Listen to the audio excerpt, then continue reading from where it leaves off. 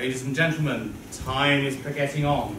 And the reagent with which I injected my somnambulist here, as I said, is rather powerful, and I wouldn't necessarily want to give her another jab just yet. Are you awake, my dear? Are you awake? There's a good girl. So, we have one final tale to be told this evening. One final soul who is going to present us with an entertainment. Cesarina, who is it? Who is the soul who is going to tell us a final story? You, sir! The man in the hat at the back there. What? Me? Yes, you! You look like a gentleman with a question on his mind. You look like a gentleman who's really rather worried. Is there anything that you would like to ask Cesarina, our somnambulist? How long have I got to live?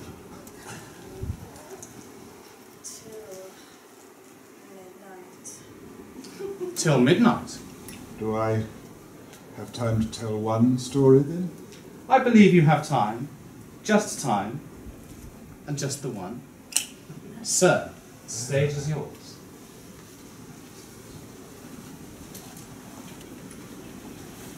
This story is all written down already. It oddly enough appears in this book. Shameless publicity, you say? My whole life is in this book. My life and possibly my death as well. Explain. It all happened a long time ago, about 40 years ago. My friends thought it would be a holiday for me. I'd been engaged for a summer season at the majestic theatre Brightsea, acting and assistant stage managing.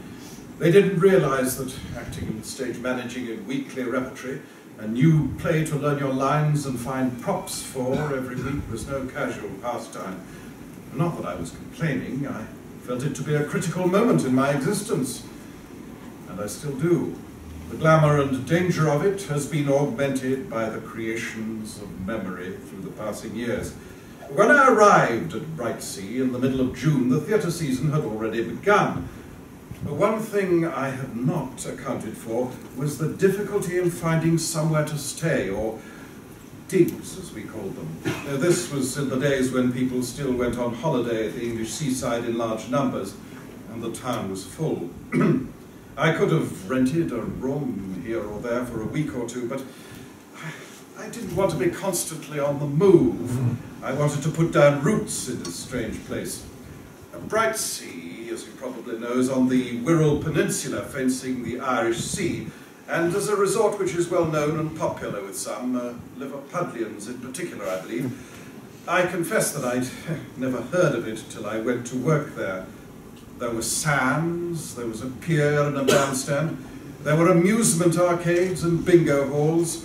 Curving round the bay, there were sweeps of white stucco Victorian terraced houses, almost every one of which was a hotel or a guest house.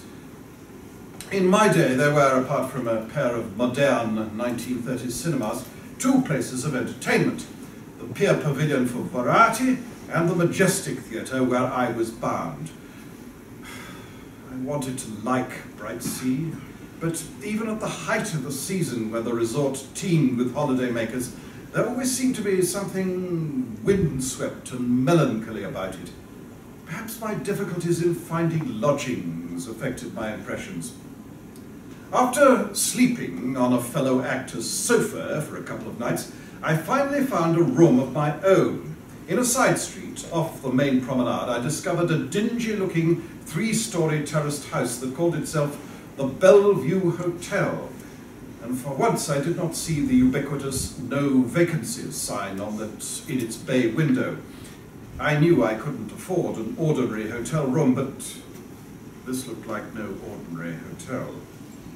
The woman who answered the bell was tall and angular, in her late 50s, I should guess, with a strongly marked face that might once have been handsome. Her hair was dyed a fierce black. Her name was Mrs. Warlock, and she told me that there were no vacancies. I was not disposed to take her at her word. "All my 8 rooms are occupied this week," she said. with an intonation that suggested considerable pride in this achievement, but also a certain distaste. I looked beyond her into the little hallway. It seemed clean enough, but the dark, red patterned wallpaper, relieved only by a few framed steel engravings of religious scenes, would not be to everyone's taste. A dark mahogany hat and umbrella stand, embellished with beveled mirrors, brooded over the space. 2 black Homburg hats, one of them enormous, hung on the pegs. In the stand was an old-fashioned baggy umbrella with an ebony handle carved to look like the head of a bird of prey. I explained my position, that I was an impoverished actor who needed a small, cheap place to stay till October. Anything would do, an attic would be fine. Mrs. Warlock considered me for a long moment in silence, and then without a word led the way upstairs. As she moved, she jingled slightly from the numerous bracelets and trinkets she wore about her person. Most of them were silver, several had astrological significance. I wondered vaguely if she might hold seances in the long winter evenings. It must be bleak and lonely in Brightsea at that time of the year. The sombre decor of the hallway was repeated throughout the hotel, giving it a distinctly Victorian aspect. I noticed the absence of fire doors and wondered when the hotel safety inspectors had last been. An uncarpeted wooden staircase led up from the 3rd floor to the attics, of which she showed me one. It immediately appealed to me. I was a romantic then, in those days, and it was exactly as I imagined those garrets to be like in Paris, where artists lived, la vie de bohème. And there was a dormer window from which I could look out across the gleaming slate roofs to a blue band of sea. I remember its being blue that day. Mrs. Warlock, who seemed to have taken to me, quoted a very fair price and said I could make use of the bathroom on the 3rd floor. I would have to have my meals out except for breakfast, which I could take with the other guests in the dining room at 8. Wishing to seal the arrangement on the spot, I gave her a deposit in cash and said I would return later that day with my stuff when rehearsals were over. Mrs. Warlock seemed to find my enthusiasm for her attic puzzling. She said she would have the bed made up by the time I came back. Then, after a pause, she added, all my other guests are very old. I hope you don't mind. I shook my head. They come up from an old people's home in Dis in Norfolk. I suppose so. There are 7 of them, and they come every year with a woman who looks after them, Miss Harriman. I didn't know people went on holiday from old people's homes, I said. Well, these do. They'll probably be in bed by the time you get back from the theatre tonight. You'll meet them at breakfast tomorrow morning, though. I hope you don't make a lot of noise. I shook my head. I was far too dedicated to my chosen profession, too ambitious to be noisy. At rehearsals that afternoon, I reported that I had found digs. The rest of the cast seemed relieved and asked me where they were. When I told them, one of the older actors, who was a regular at the Majestic, said, good God, I thought the Bellevue had closed down ages ago, and something to do with health regulations. Rats, I believe. Don't scare the lad, said Janet, my fellow assistant stage manager. She was barely older than me, but she took an almost maternal interest. I think I was in love with her. I'm not afraid of rats, I said. After rehearsals, I took my belongings to the Bellevue. Mrs. Warlock let me in and gave me the key to the front door, telling me that her other guests were out at the moment. Nothing stirred within, not even a rat. Having unpacked and arranged the attic to my satisfaction, I found I had a little time before I was due for the evening performance, so I ventured out for a walk along the promenade. It was the hour of the evening meal, shortly after 6, and in countless guest houses and hotels along the front, heads, pink from their day in the sun, were bent low over whatever was on offer. Restaurants and cafes, too, were doing a good trade. There would be time for a quick drink before they took their seats at the Pier Pavilion or the Majestic.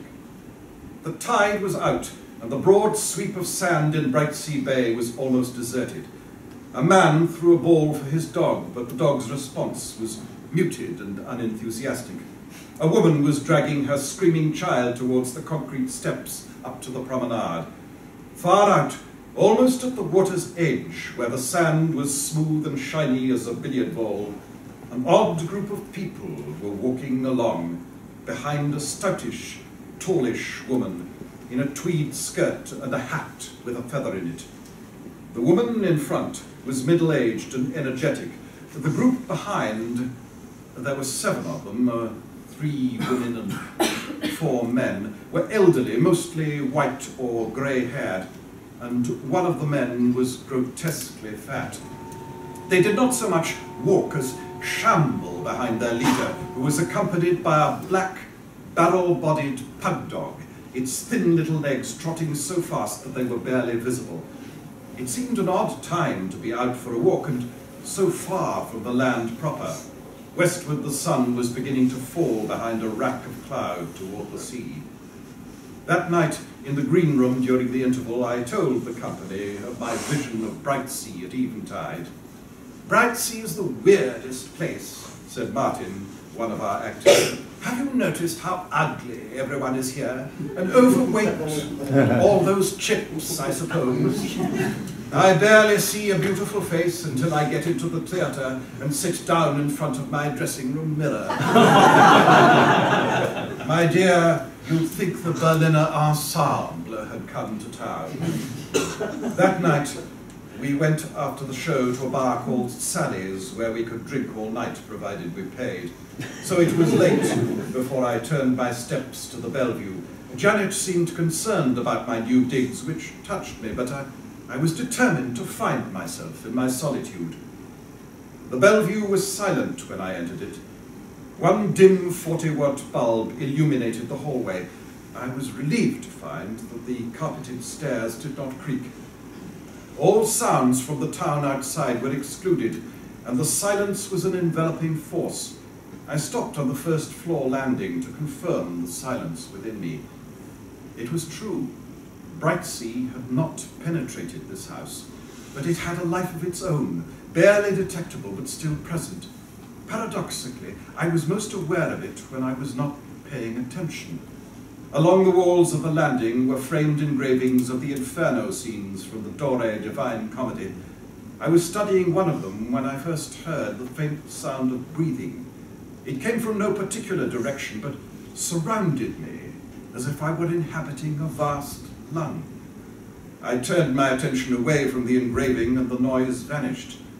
There was silence only. I turned back to the engravings, and there again, at the corner of my consciousness, was the breathing. After a while, I had had enough of this and climbed the long stairs to my attic eyrie. There I fell asleep quickly, only wakened the following morning by the distant, old-fashioned sound of a dinner gong. It was 8 o'clock. I was dressed. I dressed and came down for breakfast. In the hallway, beside the hat stand, was a basket in which was curled a black pug dog. When I reached the bottom of the stairs, the dog opened one bulging, malignant eye and stared at me. I heard a low growl, and to my left, the dining room door was open, and I entered. 7 pairs of eyes turned towards me. They belonged to 7 aged people seated at 4 tables. They were in pairs, apart from an immensely fat man who sat alone. I thought I had seen him on the beach the previous evening, and I guessed now that they were all of that party, and that the severe woman with the deep-set eyes who had not looked up when I entered the room was their guardian from the old people's home. "Good morning," I said. There was no reply.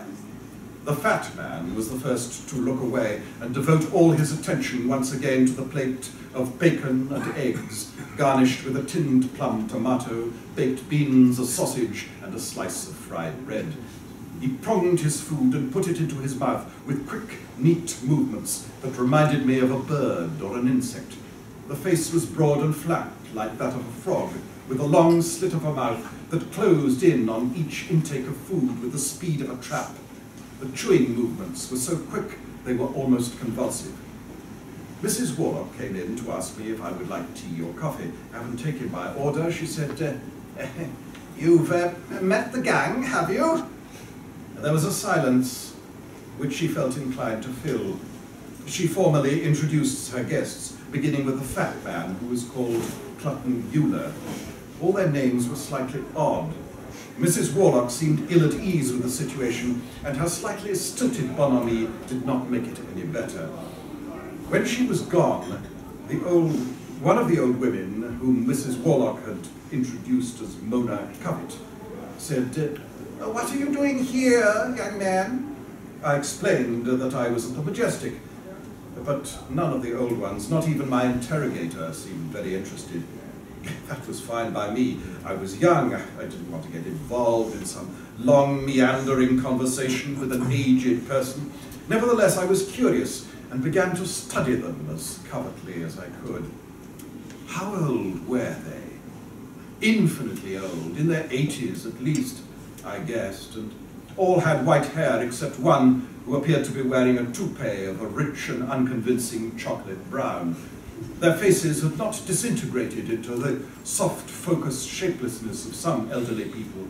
On the contrary, their features were very pronounced, strongly differentiated from one another, and yet curiously lacking in personality, nor should I say humanity.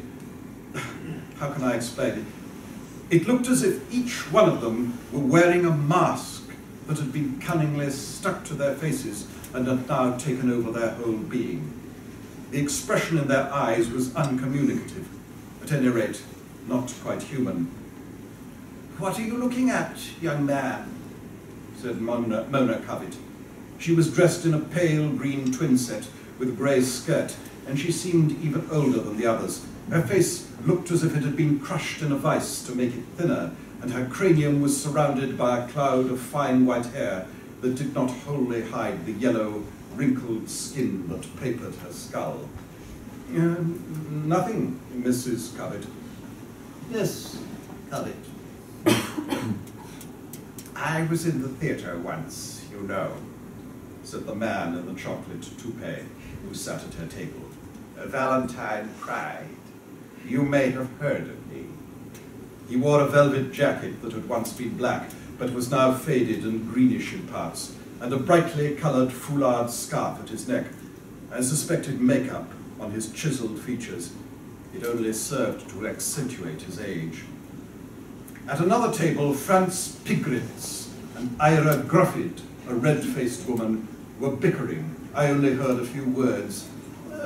"Would you mind pouring me another cup of tea, dear Mrs. Gruffid?"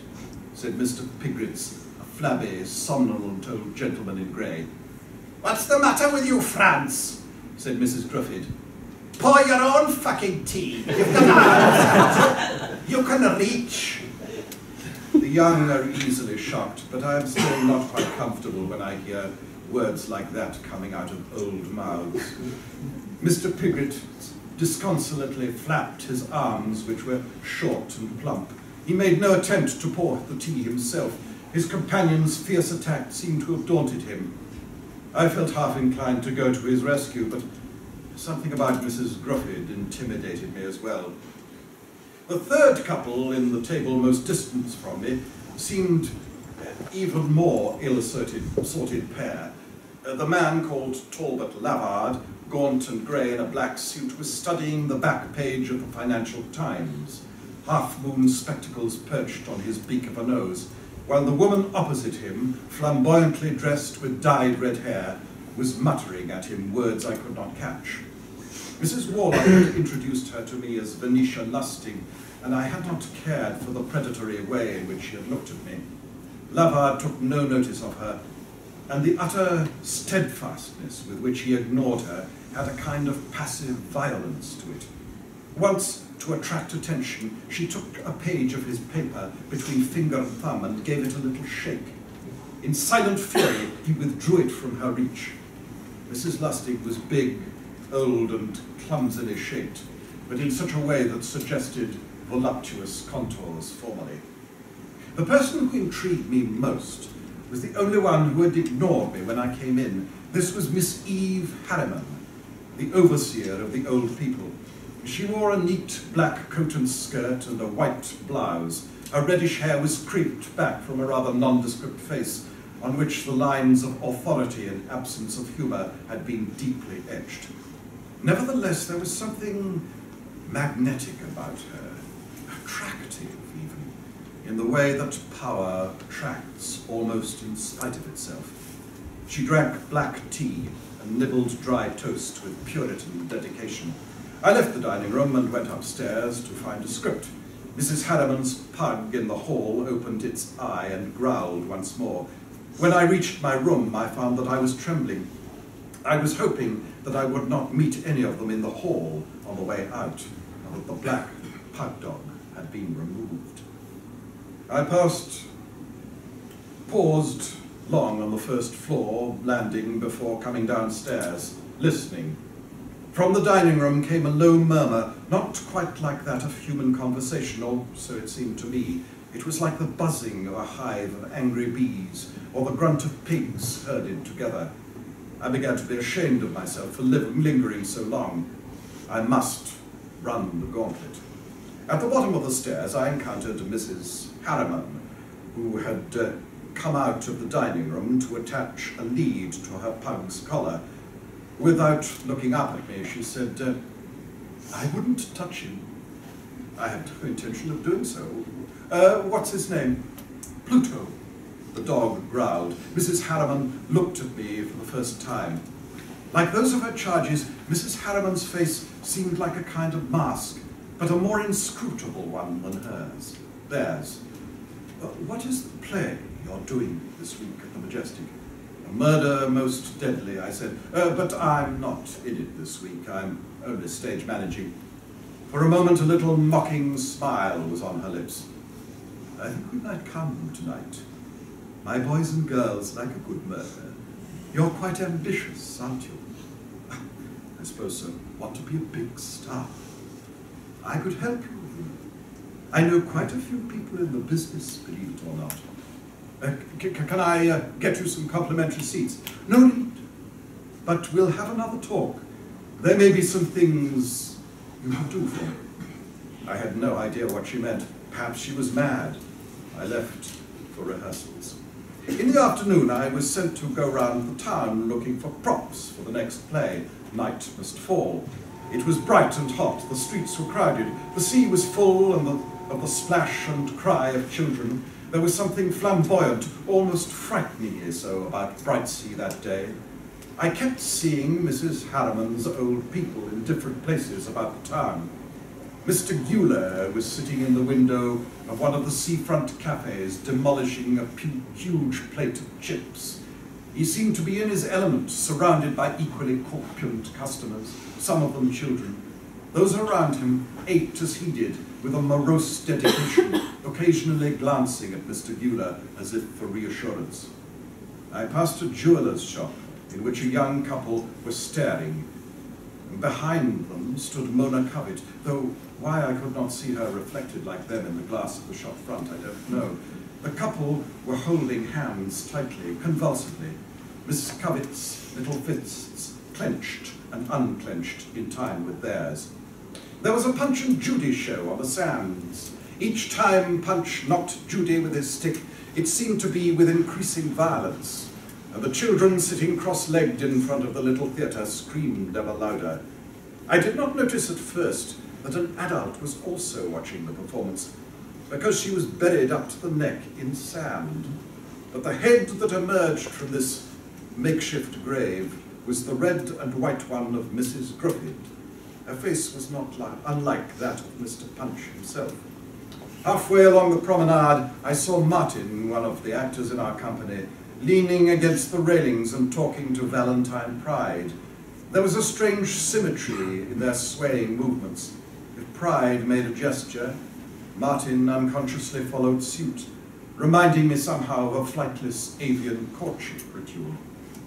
Just below the promenade rampart, I saw Mr. Pigritz slumbering in a deck chair in its shade. A little child came up and urinated against his leg. Pigritz slumbered on. In the distance, I spotted Mrs. Lustig staring into a parked car. I began to feel dizzy. "Are you all right?" My fellow stage manager, Janet, was suddenly standing beside me. I looked again towards the parked car, but Mrs. Lustig had gone. "It's too hot," I said, as if excusing myself. Men and women drifted like brightly coloured balloons along the afternoon promenade. Nothing was quite real except the theatre. It was time to go there and make ready for the evening performance.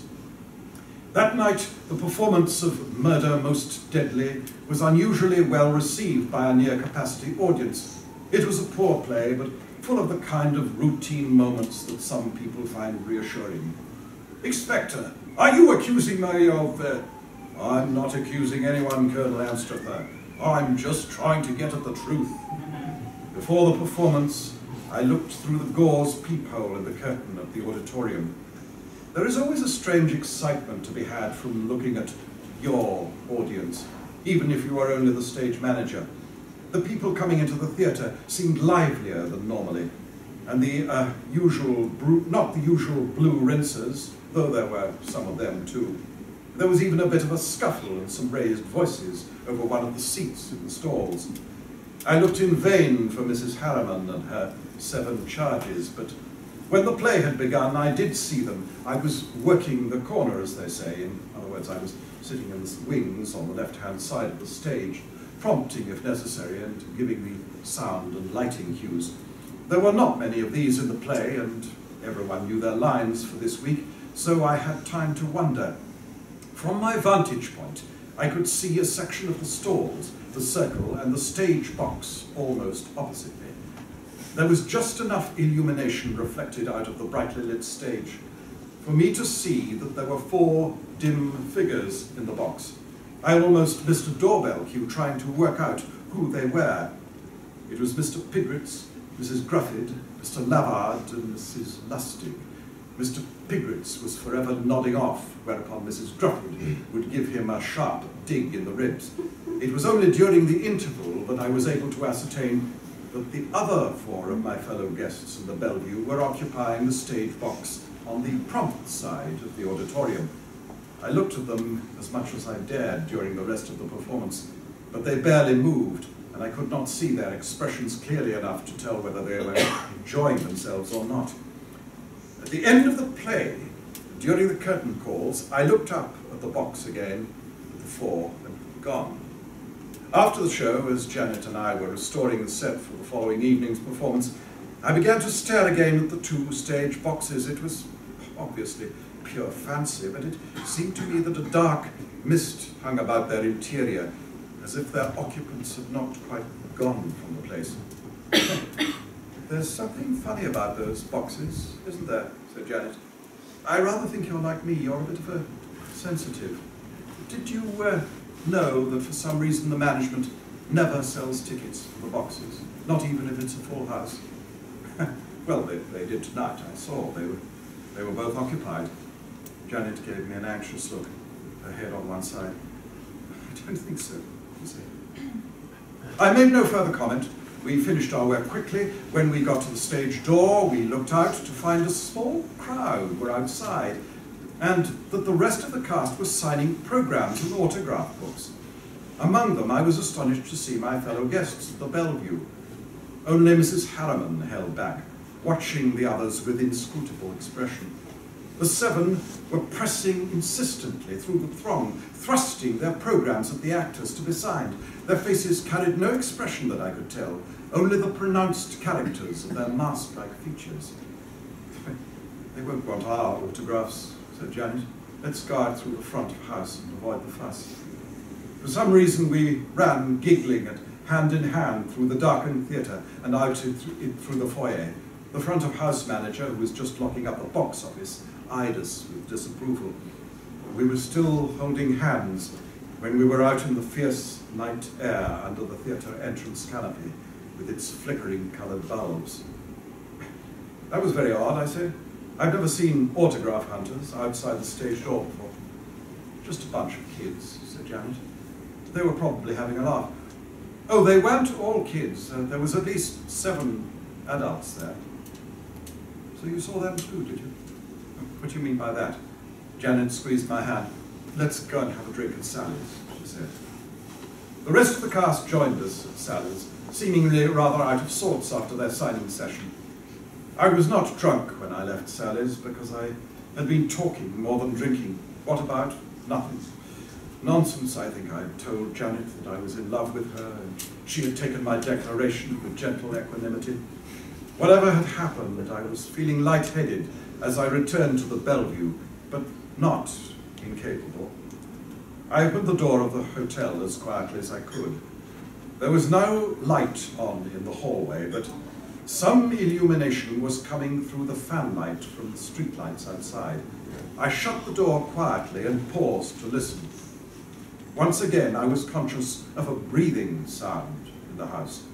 To my right, the dining room door was closed, but opposite the door to the lounge, was open. Dim light from the street filtered through the net curtains of its bay window into the room. On its armchairs and sofas, 7 dark figures were seated. When I saw them, the shock paralyzed me.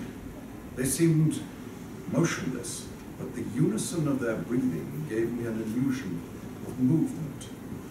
But they were not asleep. Mrs. Harriman's 7 old people, they were not. I knew that because I could just see that their eyes were open. The eyes glowed slightly in the dark, a dull, luminous red like the dying embers of a fire. 7 pairs of eyes were watching me in the dark. I might have stayed there all night because the terror of it was absolute, the rigid, motionless terror of eternity. My lungs seemed to contract. I could only take in shallow breaths. Then a scuffling sound roused me from paralysis. I broke away and ran upstairs to my room. I switched on the light, but the bulb flashed and died with a little pop. I was in the dark again. There was something in the room, something that pattered and snarled. A reading lamp stood on the bedside table. If I could get to that and turn it on, I thought I could be safe. I felt my way towards it, but before I reached it, I tripped over something. It yelped. I felt its teeth sink into my leg, biting back. A shriek of pain. I stretched out my hand for the lamp and turned it on. The dim 40-watt Mazda bulb, made dimmer by its parchment shade, revealed that I had stumbled over Pluto. I stared at the little curled black thing, and it stared malevolently black, like a slug with eyes. It began to whine with pain, then dragged itself to its feet. One leg was obviously damaged. Slowly, then with increasing urgency, it circled the room, apparently searching for something. Having found it beneath a chair, it picked it up with its teeth and carried it into the faded penumbra cast by the bedside lamp. Still limping and in agony, it dropped the object at my feet. At first, it looked to me like a part of a doll. I reached for it, slowly, tentatively, uncertain whether Pluto might make a savage bid for its recovery, but he just stood there, staring at me with his glassily malignant eyes. I picked it up and almost instantly dropped it. It was soft and cold, a real dead thing. It was a severed child's hand. Pluto and I looked at each other, then suddenly, anticipating my vicious reaction perhaps, the pug was scrambling painfully for the door. The next moment it was through, and I heard it scrambling down the stairs. A scuffle, a thump, and an agitated yelp indicated that it had had a fall. I was alone with a severed hand. It lay there quietly while I studied it. I had never seen such a thing before. It no longer filled me with horror, because in itself it was only accidental and innocent. But how had it got there? To whom did it belong? But these were not pressing questions. The most urgent matter to decide was what I should do with the thing. I found a quick-save supermarket bag and wrapped it tightly in that. After some indecision, I decided to put it in my jacket pocket. Then I went out. The following morning, I would not have forgotten it, and I could dispose of it as I thought best. I'm not sure I slept at all that night. Early the next morning, I crept out of the house and went for a walk. I could not face breakfast with Miss Harriman and her crew. The early light was fresh. Brightsea was deserted. The water glittered under Brightsea Pier, its web of iron struts that supported it looking like the finest lace. Everything seemed pure to me, all of the previous day's vulgarity washed clean by the dawn. I considered the bag in my pocket. Should I bury it in the sand? Should I merely drop it in one of the many waste bins that the municipality had thoughtfully provided? Just then I heard a siren. A police car, its blue light flashing, swept out of a side street and onto the main boulevard along the front. It was hurrying in the direction of the pier. I decided to postpone the question of the bag and find myself some breakfast. When I got to the theatre later that morning, some of the company were agog with a murder that had just been reported in the town. The mutilated corpse of a young girl had been discovered that morning in the pier toilets. Ladies or gents, you may ask, I forget. I went straight to my dressing room and put the child's hand in its bag into the bottom of my makeup box. And there it has remained for many years. It is now, 40 years later, withered and desiccated, barely recognizable as part of a once living human being, but I still have it with me. I carry it now in a special little silver box that I had made for it. In fact, I'm never without it in my trailer, on a film set, or in my star dressing room. Would you like to? No, I think not. I believe it to be a talisman of great power. It accounts for the spectacular success of my career. That and my phenomenal talent, of course. On that day of days, the company began rehearsals for the next play in which I had a part. I was going to play Dan in Night Must Fall. Later, towards evening, I was walking along the promenade with Janet. We were vaguely looking for somewhere to have a bite to eat before the show. I think we had a slight argument about the nature of reality or some such. I was quite philosophical in those days. I believe I was maintaining that all experience was subjective and that there was no such thing as absolute truth. It was all quite amiable, though.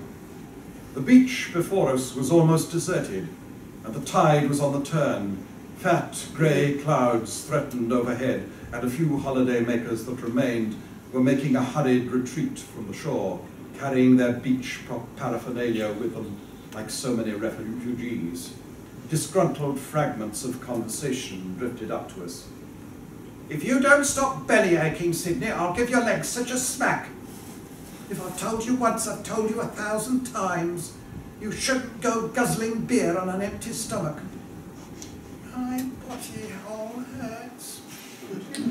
If you've got sand up your body hole, young man, it's your own fault." At the shoreline, only 8 figures remained. 8 and a barrel-chested, limping, black pug dog. Pluto, despite his impediment, was dancing around the 7 old people as if he were a sheepdog gathering the herd together. Miss Harriman turned towards the sea and the setting sun that was glaring like a red eye from under the brow of clouds. Her 7 charges had by now been shuffled into a weary platoon behind her. There was a brief pause, and then Miss Harriman began to walk into the sea, the 7 following her. Pluto dashed ahead of them into the waves and was rapidly engulfed. Soon the 8 were up to their waists in water, but still they went on. I was invaded by an overwhelming feeling of horror, not so much as at what I saw, as at the possibility that I was hallucinating and mad in consequence. I took Janet's hand. Can you see what I'm seeing?" I asked. "Oh, yes, I think so. Thank God for that." By this time, they were up to their necks. What would they do next? Would they swim? Would they turn round? The next moments, their heads had sunk beneath the surface of the sea, which bubbled a little as they went down. For a few seconds, an exhalation of greyish steam went up from the bubbles into the darkening sky, Then all was still again. I noticed that there were once more people walking along the promenade. It was, despite the threat of the storm, a beauteous evening, calm and free. It began to rain, and I realized that I'd forgotten my script, so Janet and I partied at the bandstand, and I returned to the Bellevue. When I met my landlady in the hallway, she told me that Miss Harriman and her 7 old people had gone back to Dis that afternoon. Their holiday was over. "I'm not sorry they've gone," said Mrs. Warlock. "Old Mr. Pigritz soiled the bed every night, and there were stains on Mrs. Lustig's sheet that I shouldn't like to mention in polite company."